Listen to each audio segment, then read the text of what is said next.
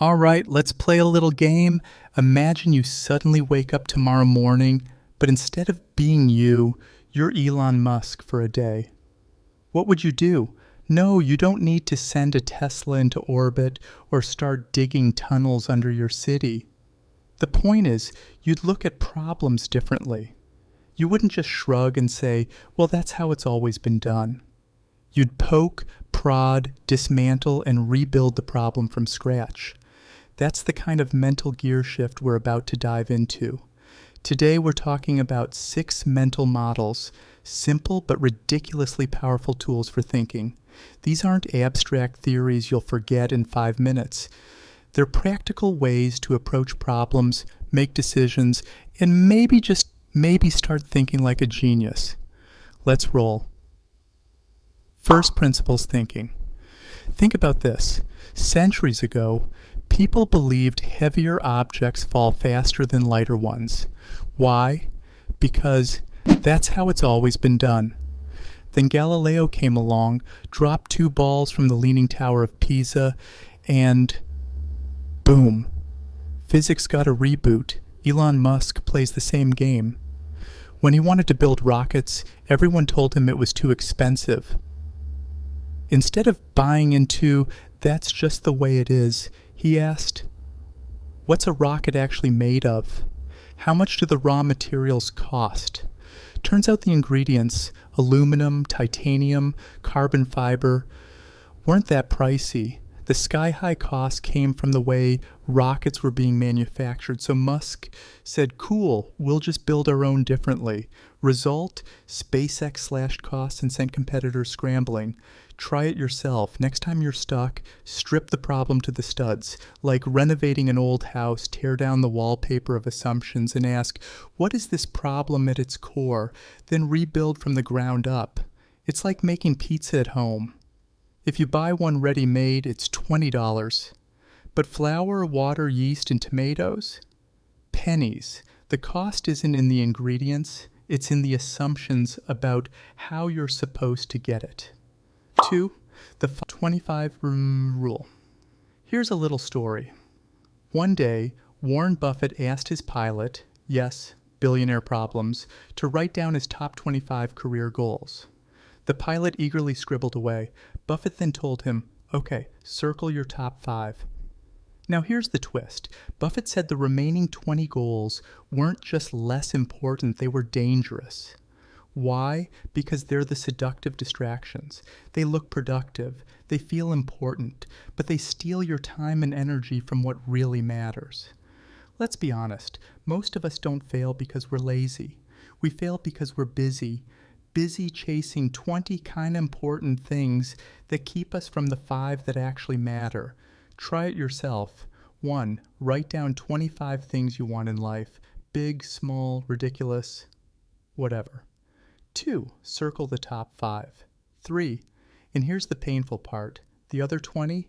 Treat them like that scammy Facebook pitch about working from home and earning $10,000 a week. Delete, ignore, run.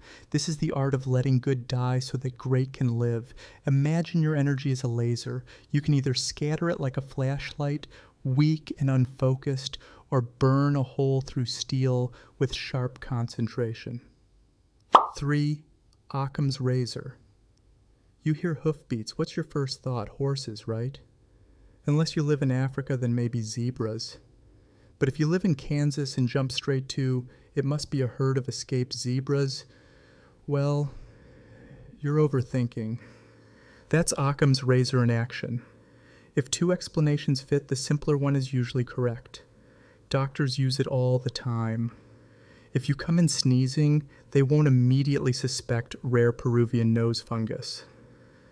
More likely, it's just allergies. The genius here is that true intelligence isn't about making things complicated, it's about making them clear. Albert Einstein once said, if you can't explain it simply, you don't understand it well enough. Try it yourself. Next time you're tangled in overthinking, ask, what's the simplest explanation here? Often the answer is sitting right under your nose while your brain is off inventing zebras. Regret minimization Minimization Framework picture Jeff Bezos in 1994. He's got a comfy Wall Street job, stable paycheck, the whole American dream package. Then he hears about this little thing called the internet growing at 2,300% a year. Crazy, right? But should he quit his job to sell books online? Risky. So he used a trick he calls the regret minimization framework. He asked himself, when I'm 80 years old, will I regret not doing this? The answer was a loud echoing yes. And so Amazon was born. Try it yourself. Ask future you for advice. Imagine yourself at 80 looking back. Would you regret not starting that blog, not launching the side hustle, not leaving the soul-sucking job? If fear is the only thing stopping you, act anyway. Here's a secret. Most fears won't even matter in 5 years. They're like background noise you won't remember. But regrets, those hang around like unpaid parking tickets. This trick forces you to zoom out. While everyone else is drowning in today's emotional static, you're making decisions that echo decades into the future. 5. Circle of competence. Warren Buffett again. The man collects wisdom like kids collect Pokemon cards. He talks about the circle of competence. Play only in the areas where you actually understand the game. Think of it like sports. If you're great at basketball but terrible at golf, why on earth would you enter the PGA Tour? Genius isn't about knowing everything. It's about knowing your lane and dominating it. The mistake most people make is pretending their circle is bigger than it is. Buffett openly admits he doesn't understand tech, so he doesn't invest in it. Well, until Apple tempted him. That honesty protects him from dumb mistakes. Try it yourself. 1. Write down areas where you truly know what you're doing. 2. Write down areas where you're clueless, but maybe pretending otherwise. 3. Stay inside your circle, but make that circle grow slowly over time through learning. Think of it like a castle. Inside the walls, you're safe, strong, knowledgeable. Outside the walls, it's chaos, dragons, and financial doom. Your job is to expand your walls carefully, not go charging into dragon territory unarmed. 6. Fosbury flop. Let's time travel to the 1968 Olympics. High jumpers everywhere are launching themselves face first over the bar. Enter Dick Fosbury, a college kid who thought, meh, I'll try going backward.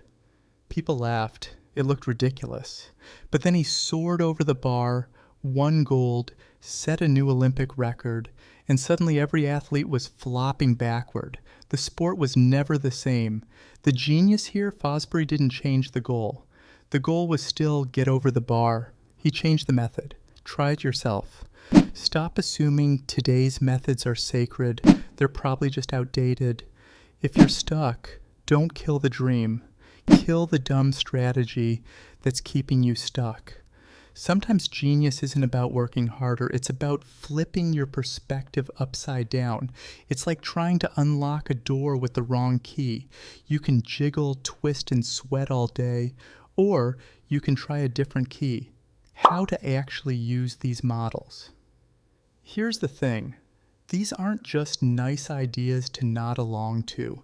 They only work if you use them. Pick one this week. Maybe you'll tackle a problem with first principles. Or maybe you'll write your 25 goals and slash them down to 5. Or maybe you'll channel Bezos and ask, will I regret not doing this at 80? The point is to start small. Test one model in real life, then another, until they become second nature. Over time, you'll notice a shift. You'll stop reacting like everyone else and start thinking differently. Because genius isn't about being born with a lightning bolt brain. It's about collecting better tools for thinking and actually pulling them out when you need them. So here's my challenge for you. Pick a decision you're facing right now, big or small, and run it through one of these models. Who knows? It might just be your Fosbury flop moment.